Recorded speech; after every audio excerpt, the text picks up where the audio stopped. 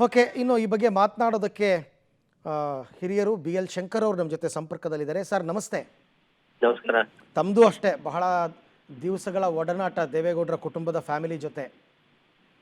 ನನಗೂ ದೇವೇಗೌಡರ ಕುಟುಂಬಕ್ಕೂ ಸುಮಾರು ನಾನು ಯುವಕನಾಗಿ ವಿದ್ಯಾರ್ಥಿ ಆಗಿದ್ದಾಗ ಆದಂತ ಪರಿಚಯ ಹ್ಮ್ ಹ್ಮ್ ಸುಮಾರು 99ರವರೆಗೆ 25-26 ವರ್ಷಗಳ ಕಾಲ ಬಹಳ ನಿಕಟವಾಗಿ ಹ್ಮ್ ಅವರೊಟ್ಟಿಗೆ ರಾಜಕಾರಣದಲ್ಲಿ ನಾವು ಇದ್ದಂಥವ್ರು. ಹೌದು. ಇದ್ದಂತ ಎಲ್ಲಾ ಸಂದರ್ಭದಲ್ಲೂ ಕೂಡ ದೇವೇಗೌಡರು ನಮಗೆ ಎಷ್ಟು ಆತ್ಮೀಯರೋ, ಎಷ್ಟು ಪರಿಚಿತರೋ, ಅಥವಾ ಎಷ್ಟು ನಮ್ಮ ಬಗ್ಗೆ ಕಾಳಜಿ ವಹಿಸ್ತಾ ಇದ್ರೋ ಅದಕ್ಕಿಂತ ಒಂದು ಚೂರು ಕಡಿಮೆ ಇಲ್ದಿದ್ದಾಗ ನಮ್ಮ ಬಗ್ಗೆ ಎಲ್ಲರ ಬಗ್ಗೆ ಕಾಳಜಿ ವಹಿಸಿದಂತ ಮಾತೃ ಸ್ವರೂಪಿ ಚೆನ್ನಮ್ಮನವರು. ಹೌದು ಹೌದು ದೇವೇಗೌಡರ ರಾಜಕಾರಣ ಅಂದ್ರೆ ಎಲ್ರಿಗೂ ಪ್ರಪಂಚಕ್ಕೆ ಗೊತ್ತಿರುವಂತ ವಿಚಾರ. ಅದೊಂಥರ ಓಪನ್ ಹೌಸ್ ಇದ್ದಾಗೆ, ಯಾರು ಬೇಕಾದ್ರೂ ಬರ್ಬೋದು, ಯಾರೋ ಒಬ್ಬರು ಯಾವ ಸಂದರ್ಭದಲ್ಲಿ ಬೇಕಾದ್ರೂ ಬರ್ಬೋದು. ಮನೆ ಬಾಗ್ಲು ಹಾಕ್ತಾ ಇದ್ದಿದ್ದೆ ಬಹಳ ಅಪರೂಪ. ರಾತ್ರಿ ನಡುರಾತ್ರಿ ನಂತರ ಬೆಳಗ್ಗೆ 4-4:30ವರೆಗೂ ಹಾಕ್ತಾ ಇದ್ರೇನೋ ಅಷ್ಟೇ. ದೇವೇಗೌಡರು ಬೆಳಗ್ಗೆ 4:15ಗೆಲ್ಲ ಎದ್ದು ಬಿಡೋರು, 4:30-5 ಗಂಟೆಗೆ. ಹಾಗಾಗಿ ಅಷ್ಟು ಬಿಡುವಿಲ್ಲದೆ ಇರತಕ್ಕಂತ ರಾಜಕೀಯ ಚಟುವಟಿಕೆ ತೊಡಗಿಸ್ಕೊಂಡಂತ ದೇವೇಗೌಡರೊಟ್ಟಿಗೆ ಸಂಸಾರ ನಿಭಾಯಿಸೋದು, ನಿರ್ವಹಿಸೋದು, ಅಷ್ಟೊಂದು ಜನ ಸಾರ್ವಜನಿಕರನ್ನ ಬೇಜಾರಾಗದೆ ಇರತಕ್ಕಂತ ರೀತಿಯಲ್ಲಿ ನೋಡ್ಕೊಳ್ಳೋದು, ಇದೆಲ್ಲವನ್ನೂ ಗಮನಿಸಿದಂತ ಸಂದರ್ಭದಲ್ಲಿ ಒಬ್ಬ ಹಳ್ಳಿಗಾಡಿನ ಸೊಗಡಿರ್ತಕ್ಕಂತ, ಹಳ್ಳಿಯ ಹಿನ್ನೆಲೆ ಇರತಕ್ಕಂತ ಚೆನ್ನಮ್ಮನಂತ ಒಂದು ದೊಡ್ಡದಂತ ಧೈರ್ಯ ಇರತಕ್ಕಂಥವ್ರಿಗೆ ಮಾತ್ರ ಅದು ಸಾಧ್ಯ, ಹೊರತು ಇನ್ಯಾರಿಗೂ ಸಾಧ್ಯ ಇಲ್ಲ. ಒಂದು ರೀತಿನಲ್ಲಿ ನಾನು ಹಾಗೆ ಬೇರೆ ಚಾನೆಲ್ನವ್ರಿಗೆ ಮಾತಾಡ್ಬೇಕಾದ್ರು ಹೇಳಿದೆ, ಆಕೆ ಒಂದು ರೀತಿಯಲ್ಲಿ ಅವರು ಅನ್ನಪೂರ್ಣೆ ಇದ್ದ ಹಾಗೆ. ಯಾರನ್ನೂ ಕೂಡ ಹಸಿದ ಹೊಟ್ಟೆಯಲ್ಲಿ ಕಳಿಸಿರ್ತಕ್ಕಂಥದ್ದು ನನಗೆ ಗೊತ್ತಿಲ್ಲ. ಬೆಳಿಗ್ಗೆ ಮಧ್ಯಾಹ್ನ ರಾತ್ರಿ ಯಾವಾಗ ಹೋಗ್ಲಿ ಏನಿಲ್ಲ ಅಂದ್ರೂ ಕಾಫಿ ಟೀ ಹಾಲಾದ್ರೂ ಕೊಟ್ಟು, ಏನಾದ್ರೂ ನೀರಾದ್ರೂ ಕೊಟ್ಟು ಕಳಿಸ್ತಾ ಇದ್ರು, ಉಪಚಾರ ಮಾಡ್ತಾ ಇದ್ರು, ಬೇಸರನೇ ಮಾಡ್ಕೊಳ್ತಾ ಇರ್ಲಿಲ್ಲ. 100 ಜನ 1000 ಜನ ಬಂದ್ರು ಕೂಡ ಅದ್ರ ಬಗ್ಗೆ ಅವ್ರಿಗೇನು ಬೇಸರ ಅಂತ ಇರ್ತಕ್ಕಂಥದ್ದು ಇರ್ಲಿಲ್ಲ. ಹಾಗೆ ಇಡೀ ಸಂಸಾರವನ್ನ, ಮನೆಯನ್ನ ನಿರ್ವಹಿಸ್ತಾ ಇದ್ದಂಥವ್ರು, ಮತ್ತೆ ಫಲಾಪೇಕ್ಷೆ ಇಲ್ಲದೆ ಅವರು ದುಡಿದಂಥವ್ರು. ರಾಜಕೀಯವಾಗಿ ತನಗೆ ಏನಾದ್ರು ಆಗ್ಬೇಕು, ತನ್ನ ಮಾತು ನಡಿಬೇಕು, ತನ್ನ ಗಂಡನ ಪ್ರಭಾವಳಿನಲ್ಲಿ ನಾನು ಕೂಡ ಒಂದ್ ಸ್ವಲ್ಪ ಮೆರಿಬೇಕು, ಇದ್ಯಾವುದು ಕೂಡ ಇಲ್ಲ. ಬಹುತೇಕ ವಿಧಾನಸೌಧ ಮತ್ತು ಪಾರ್ಲಿಮೆಂಟ್ ಅನ್ನ ಅವರು ಒಳಗೋಗಿ ನೋಡಿರೋದೇ ನನಗ ಅನುಮಾನ. ಹೋಗಿಲ್ಲ ಅವ್ರು ಯಾವತ್ತೂ ಕೂಡ. ದೂರದಿಂದ ನೋಡಿರ್ಬೋದು ಅಷ್ಟೇ ಹೊರತು ಪ್ರಧಾನಿ ಕಚೇರಿಯನ್ನು ಕೂಡ ನೋಡಿದಂಗಿಲ್ಲ ಅವ್ರು. ನನ್ಗೆ ಗೊತ್ತಿದ್ದಾಗ ಬಹುತೇಕ ಯಾವತ್ತೂ ಬಂದಿಲ್ಲ. ನಾವು ಅಲ್ಲೇ ಇರ್ತಾ ಇದ್ವಲ್ಲ ಯಾವತ್ತೂ ಕೂಡ.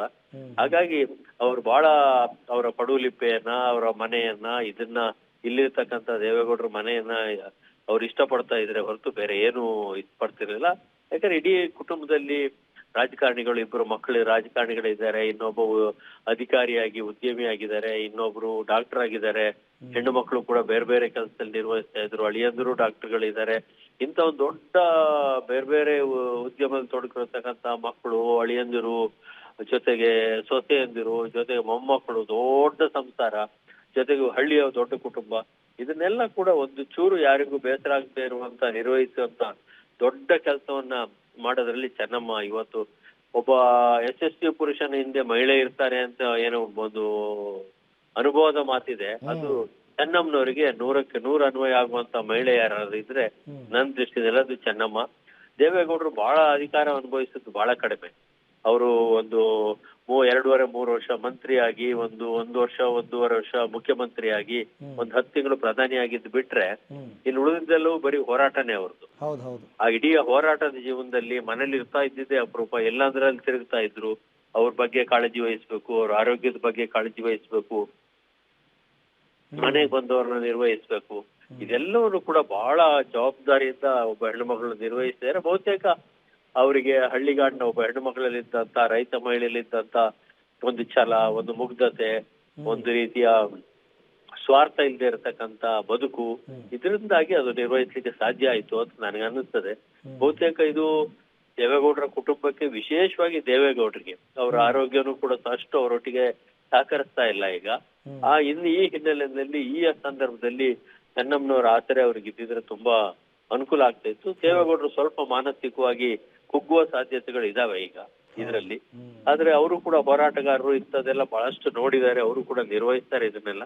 ಆದ್ರೂ ಕೂಡ ಚೆನ್ನಮ್ಮನಂತ ಒಬ್ಬ ಮಹಿಳೆ ಯಾರ ಬದುಕಿನಲ್ಲಿ ಇರ್ಬೇಕು, ಬದುಕಿನಲ್ಲಿ ಭಾಗವಾಗಬೇಕು ಅಂದ್ರೆ ಬಹುತೇಕ ಪುಣ್ಯ ಮಾಡಿರ್ಬೇಕು. ದೇವೇಗೌಡರು ಆ ಪುಣ್ಯ ಮಾಡಿದ್ರು. ಹಾಗಾಗಿ ಚೆನ್ನಮ್ಮನಂತ ಒಬ್ಬ ಪತ್ನಿ ಅವರಿಗೆ ಸಿಕ್ಕಿದ್ದಾರೆ. ರೈಟ್, ಥ್ಯಾಂಕ್ ಯು ಶಂಕರ್ ಅವರೇ, ಪಬ್ಲಿಕ್ ಟಿವಿ ಜೊತೆ ಇಲ್ಲಿ ತನಕ ಮಾತನಾಡಿದ್ದಕ್ಕೆ. ನಿಜ, ಚೆನ್ನಮ್ಮನಂತವ್ರನ್ನ ಪಡೆಯೋದಕ್ಕೆ ಅದೃಷ್ಟ ಮಾಡಿರ್ಬೇಕು. ಆ ಅದೃಷ್ಟವಂತರು ದೇವೇಗೌಡರು ಅನ್ನೋ ಮಾತು ಹೇಳಿದ್ರು ಬಿ ಎಲ್ ಶಂಕರ್.